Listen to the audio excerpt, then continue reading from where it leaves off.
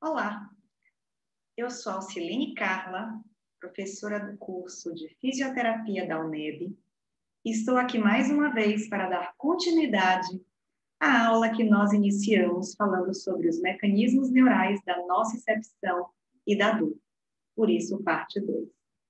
Nós vimos que a classificação de dor, ela permeia algumas características, e que essas características, elas estão relacionadas à forma como esse processo, ele é permeado pelas estruturas, ele é identificado pelo indivíduo, e quais são as características específicas para cada uma dessas etapas. Na aula passada, nós iniciamos esse processo, e hoje teremos continuidade, falando um pouquinho mais sobre como isso acontece. Para que esse estímulo seja transmitido, temos um início de que o nociceptor, ele converte esses estímulos nocivos em possíveis potenciais geradores de ação. Esses impulsos nervosos são, portanto, conduzidos pelo axônio do neurônio aferente até o sistema nervoso central. A espessura do axônio, bem como a presença de mielina, é que irão determinar a velocidade de propagação deste impulso, tendo em vista que quando se fala no estímulo e na transmissão desse estímulo, é importante salientarmos duas dessas fibras. A fibra tipo A delta, que é calibrosa, mielinizada e que nos dá a percepção de uma dor mais rápida, e a fibra tipo C, que se caracteriza por ser de diâmetro fino, com ausência de mielina e que nos dá aquela percepção de uma dor surda, de uma dor lenta, também muito caracterizada pela dor percebida em órgãos e vísceras. A transmissão, ela se dá quando o potencial de ação atinge o terminal axonal do neurônio aferente nociceptivo primário, permitindo que haja uma transmissão desse impulso nervoso através de uma sinapse química. E o que é que vai acontecer durante essa etapa? O potencial atinge o terminal axonal, ocorre a ativação dos canais de cálcio, há um aumento do cálcio, promovendo liberação de vesículas, que é o que chamamos de exocitose, e há também a presença de neurotransmissores, o glutamato e a substância P. Os neurotransmissores liberados na fenda sináptica se ligam a receptores específicos que estão localizados na membrana do neurônio pós-sináptico, alterando o seu potencial de membrana. Quais são? O glutamato, que faz com que ocorra um aumento cálcio, sódio, e a substância P, que tem uma afinidade com a neurocinina 1, promovendo o aumento do cálcio. Basta lembrar que o neurônio periférico, que conduz o potencial de ação da periferia, é também denominado primário ou de primeira ordem. E o neurônio onde acontece a primeira sinapse, ele é denominado de secundário ou de segunda ordem. Os neurônios, eles formam grupamentos e redes neurais, que é que vai determinar o padrão de transmissão e determinar também o processamento desse impulso nervoso. Um padrão muito comum das vias nociceptivas é a convergência neuronal, em que o neurônio secundário faz sinapse com vários neurônios primários. Esses neurônios primários, eles podem estabelecer sinapses com neurônios secundários não nociceptivos, também conhecidos como neurônios de variação dinâmica ampla, ou com neurônios secundários estabelecendo sinapses apenas com neurônios nociceptivos, que são neurônios mais específicos, são chamados nociceptivos específicos. Isso nos dá duas características muito importantes que são dois fenômenos muito importantes, que são a somação espacial e a somação temporal. O que é que diferencia uma da outra? Na somação espacial, observamos impulsos nociceptivos de diferentes aferentes primários, excitando o neurônio secundário ao mesmo tempo, como pode ser observada nessa figura 2. Desculpa, nessa figura 1 aqui de cima. Já a somação temporal, nós temos o mesmo aferente primário, só que ele excita de maneira subsequente o neurônio secundário, como pode ser observado aqui na figura 2. A magnitude desta somação contribui para determinar a frequência e a duração dos potenciais de ação que são gerados e conduzidos adiante. Por quem? Pelo neurônio secundário. Portanto, a gente costuma dizer que isto denota uma relação muito íntima com a intensidade da percepção do estímulo doloroso.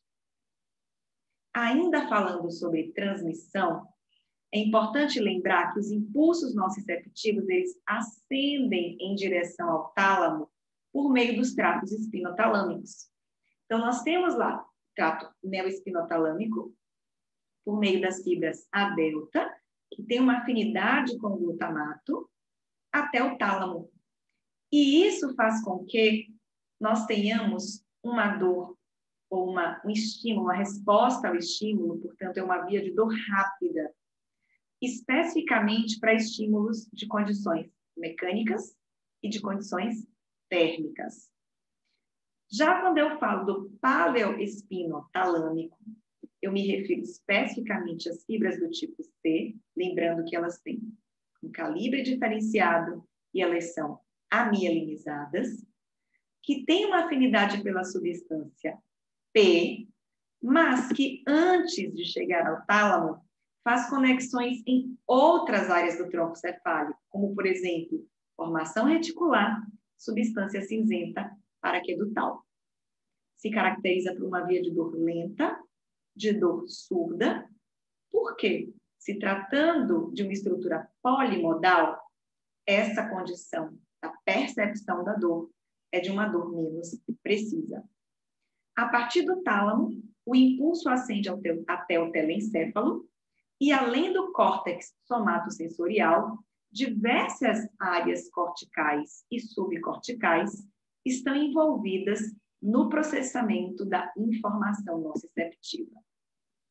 E aí é importante, assim como falamos na aula passada sobre a sensibilização periférica, aqui iremos trazer um item importantíssimo que é a sensibilização central.